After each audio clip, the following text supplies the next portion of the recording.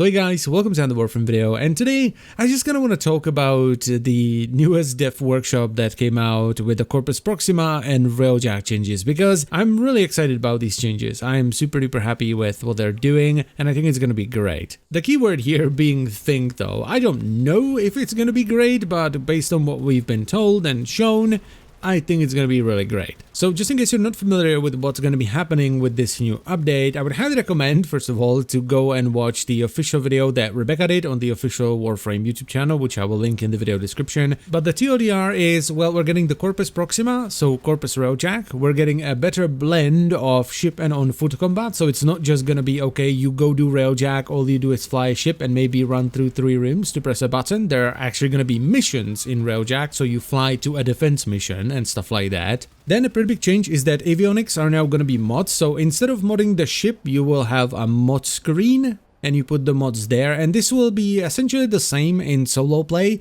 but in party play, the way I understand it and the best way I can explain it is like, you can think of it like everyone having their own software and then the host provides the hardware. So if you join into someone else's ship, the types of turrets and all that kind of stuff is going to be based on what the host equipped, but all the avionics functionality is going to be individual, right? So everyone will have their own avionics that they can utilize. Then they decided to replace Dirac with Endo, which makes complete sense because Dirac is essentially Endo, but for Railjack, so why not use Endo when we already have Endo? We're also getting a bit of a rework of the intrinsics, plus we're getting the command intrinsics, so we'll finally be able to get a crew for if you want to play solo, which I will definitely take advantage of. And I really like some of the reworked nodes in the intrinsics, like for example, in the engineering intrinsic, one of the nodes we will have is the ability to summon a necromech in any mission. Now, the way we'll be able to get crew members for the command intrinsic is essentially just buy them from Ticker in Fortuna, but they did say, and I quote, "We should note that the final rank, which is 10, is not available at launch as we are still working on the role of elite crew once the core feature has been received/revised." So I'm hoping that in the future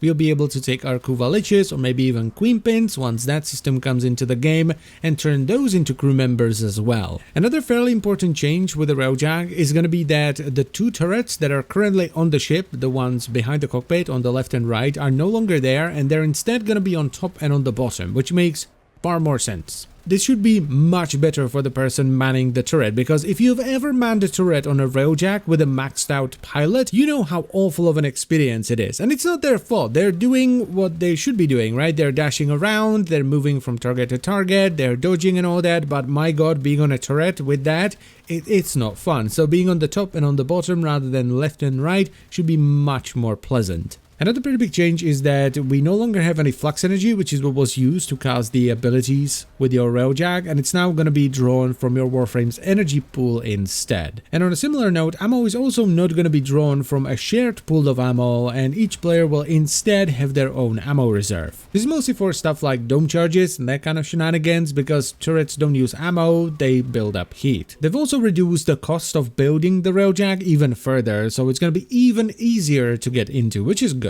Now, they also decided to change, or rather unify, the damage types in Railjack, so they're basically rolling the corresponding elements into the original element. So ballistic is going to be impact, plasma is going to be puncture, particle is going to be slash, frost is going to be cold, ionic is going to be electricity, incendiary is going to be heat, and chem is going to be toxin. This just makes sense. There's nothing else to say about it. And there's even more than this. There's just a ton of stuff that's going to be changing, but I think I've covered the more important things that are going to be coming with the next update. I may have missed a few things, but I think this is most of it. But once again, I would highly recommend you check out the video that Rebecca put out on the official Warframe channel. The most important changes with this update for me personally are the command intrinsic, because up until now, playing in solo, which is what I mostly do, was just, okay, can I make the ship tanky enough so I can leave it and do an objective for 30 seconds without it exploding? And that was pretty much the extent of it. Whereas now I can get a crew that's actually going to be doing stuff on the ship, and they even have their own specialities. So some of them are better at flying, some of them are better at operating turrets and that kind of stuff.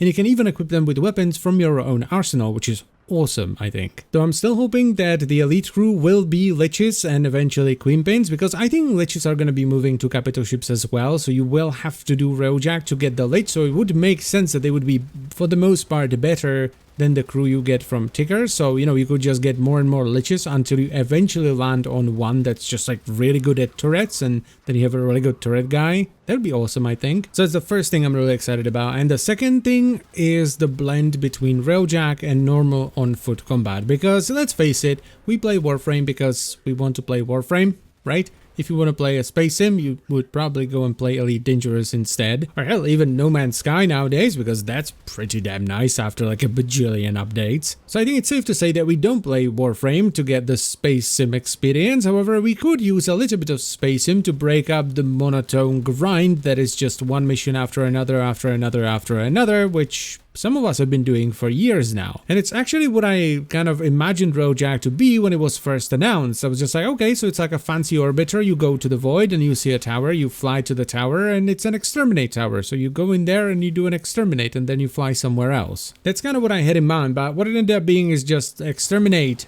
in space, right? Over and over and over again. So I'm very happy that they're finally breaking it up so that you can actually go into a Railjack mission and you end up in a normal Warframe exterminate or defense, or even the new mission type, which is going to be Orphix, which is great because I like the Orphix Venom event.